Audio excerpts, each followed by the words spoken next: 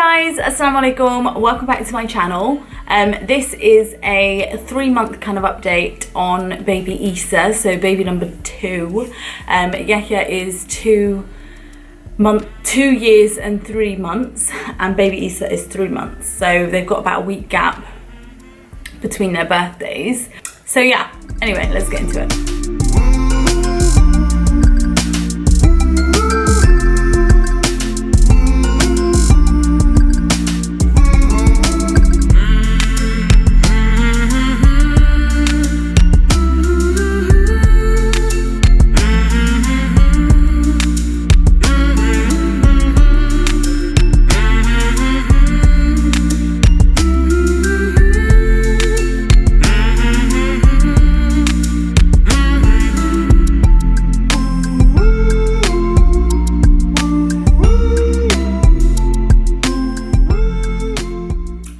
Has been so tough, like going from 1 baby to 2 babies with that short of a, I mean I know people have smaller age gaps, but for me 2 years is more than enough. And loads of people that I know at the same time roughly have had another baby, so they've got 2 under, I don't know if it is 2 under 2, I don't know, but let's just say 2 under 2. But yeah, it's just been a little bit tough, guys.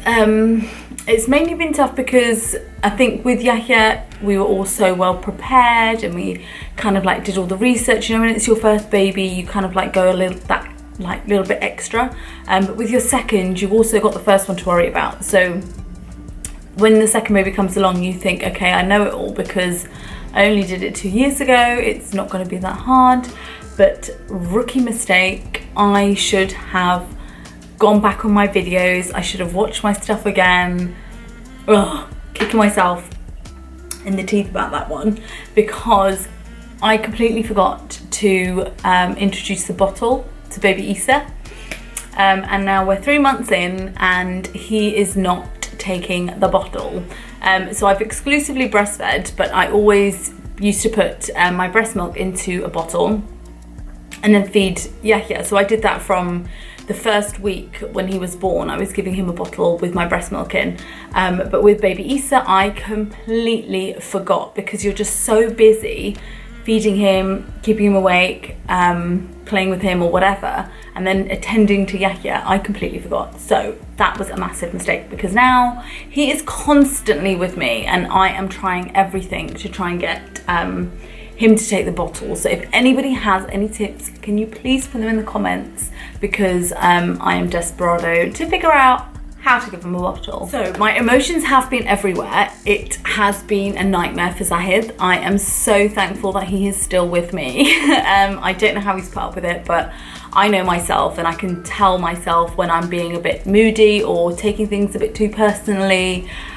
Just feeling like nobody is caring about me. So many of those emotions were at a high in the first few months with baby Eesa, and I think that happens a lot with your second pregnancy. It's probably because there's just so much going on, and I think having a good support system is key.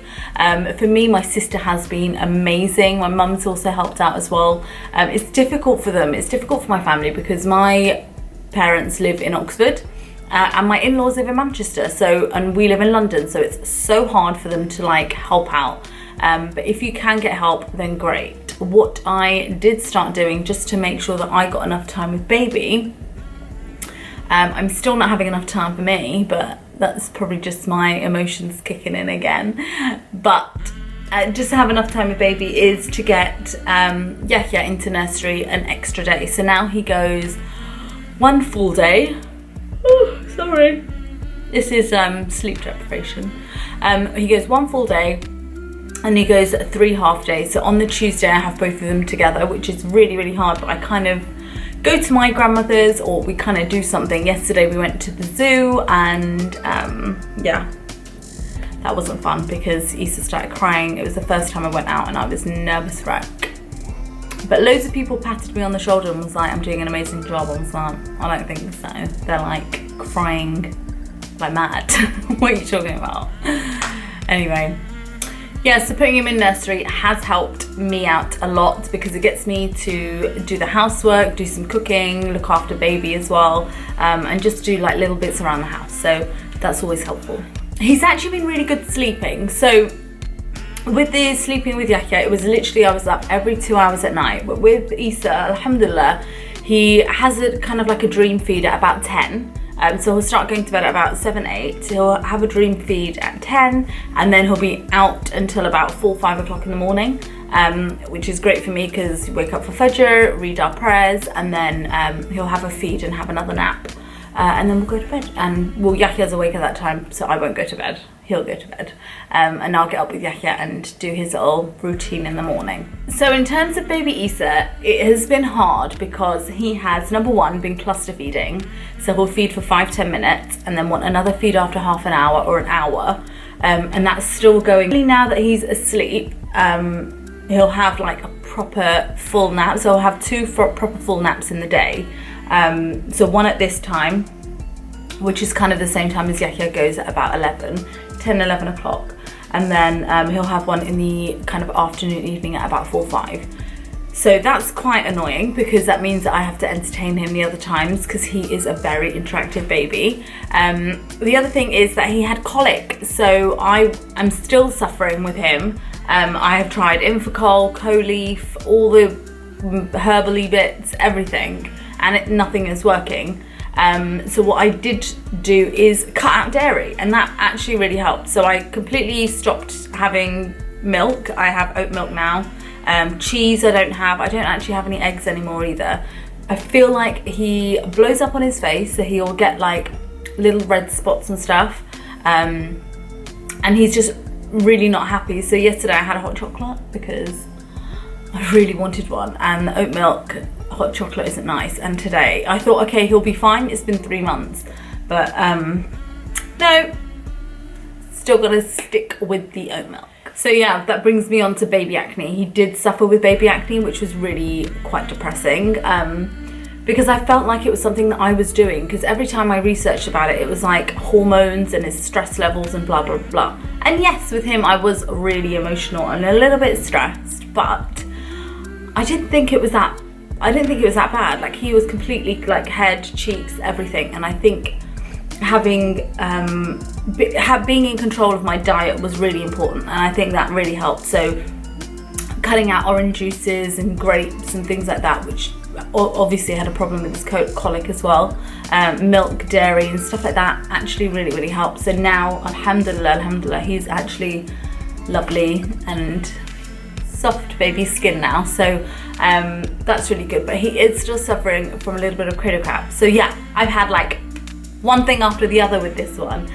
With Yahya, alhamdulillah, I had none of this, so for me it was just so hard. But yeah, he suffered a little bit from cradle cap. He still does get it a little bit, but we use coconut oil and that seems to really help, as well as just washing his hair all the time. So it happens when I think it's something to do with producing too much oil on the head. So that produces too much oil and then leaves a layer of kind of like horrible, yucky, flaky stuff. But alhamdulillah, his is cleared up. It's much better. And inshallah, he won't get it again. But I know some people do suffer from it until they're about 1 year old. So definitely coconut oil helped me. I tried everything as well with this one, but coconut oil helped me, and just washing the hair morning and night really helped. Circumcision with baby Eesa was not fun. The guy that we went with for Yahya, he was amazing, came to the house, did the circumcision, and it was lovely. It was a really nice, joyous event in the house. My in-laws came, my parents came. It was quite nice to have. But with baby Eesa, unfortunately, Dr. Hamad was unwell. So he was unwell for about 2 months. So did we want to wait the 2 months? Not really, because the nervous system comes in a bit stronger and they can feel it a bit more. At about 7 days is when we did it 14 days is when we did it for baby Eesa. Their nervous system is still quite weak, so it's not, they're not going to feel it that much, and their blood starts to clot. So for us, 14 days was fine, and he recommended us someone to go to. I personally would not recommend them. I just felt like The process wasn't the same. Dr. Hamad was really good, alhamdulillah. He kind of like talked us through the whole thing, and aftercare was great. This place, it was like you go there and it was like, it's not an experience that I would want anyone to go through, especially with a newborn. So and also it took ages to heal. It was like 10 to 15 days for the ring to come off. With Yahya, his was off in like 2 or 3 days. So Yahya, my 2-year-old, definitely started playing up. So because I was giving baby so much attention, he started being a bit more like wanting attention, so doing naughty things to try and get attention. He's still doing it now, but I'm trying to like give him too much attention so that he doesn't do it anymore. So that's been really challenging, but the love between them two is amazing. So he will go up to him, give him cuddles and kisses and all that kind of jazz, and it's really sweet to see. But he doesn't know his own strength, so he's like cuddling him and, you know, trying to grab him and all that kind of stuff, and I'm like, oh my god, please stop. But it's coming from a good place, so I just trying to handle it the best I can. Hopefully he'll, you know, once baby Eesa gets a bit stronger and bigger, it will be okay, but for now I just have to like keep like 10 eyes on him at all times. So the final thing I want to talk about is weight, mummy weight, not baby weight. My baby's always big, alhamdulillah, but never, alhamdulillah, have to worry about that. But mummy weight, I always have to worry about, even when I wasn't a mummy. But my mummy weight has kind of like, from Yahya, never gone away. So I didn't lose it before I had Eesa, and that was a big problem for me. But this time, what I realized was not to use breastfeeding as an excuse. That was the biggest thing. So when I was pregnant with Yahya and I started breastfeeding, I was adamant to breastfeed for 2 years, and I was so scared of doing anything that would stop my milk flow. So I would eat all the time. I would be like, oh, I'm hungry, I need to eat, I'm gonna feed baby, I need to eat some food, I need to eat something, I need to take a snack with me, blah blah blah blah. And my snacks would not be fruit or veg. My snacks would be like a brunch bar, a chocolate bar, or, you know, something like a biscuit and stuff like that, and that is not good. And if I was thirsty, I would have juices. I would like cranberry juice, orange juice, apple juice, like all those, and they're so high in sugar. And I only realized this time around, was that with baby Eesa, when I had him, I was like, right, I really need to lose this weight, otherwise I am going to be a fat mummy forever, and I don't want to do that.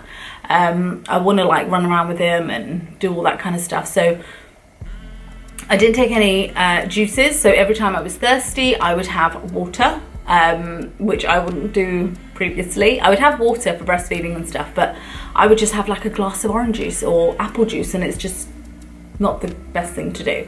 And I cut out my dairy stuff, so that was mainly due to Easa's colic. However, what I have started to do is intermittent fasting. So basically from in the morning, I'll have like lemon water or a herbal tea or something. And then by the time I get Yahya down for his nap, give him his lunch, put him down for his nap, it's about 11 o'clock. And at that time, I will then sit down and have my breakfast meal. And then at 6 o'clock is when I stop eating. So from 11 till 6 I'll eat, and then from 6 till the following morning 11 a.m. I'll just have herbal teas and water. And that has actually really helped. So I've been doing it for about a month, and I have maintained my, so I haven't been doing it consistently for a month, so I've obviously been having cheat days, but quite a few cheat days, but it's working, and I've kept the weight off, which is great. So I lost about, I think it was about 13 pounds, which is quite good for me because I never lose weight on diets. I never ever do. It's like 1 pound here, 1 pound there. But with this one, I have definitely seen a big change. So if any other mums are trying to lose some, maybe try intermittent fasting. And for me, with the breastfeeding, it's still okay, still working. Milk flow is still coming in, so there's no need to worry about that. And I'm just having plenty of water. Anyway, that's about it. Inshallah, I will see you guys very soon. If you haven't done so already, please do subscribe, comment and like, and yeah, see you guys soon. Bye.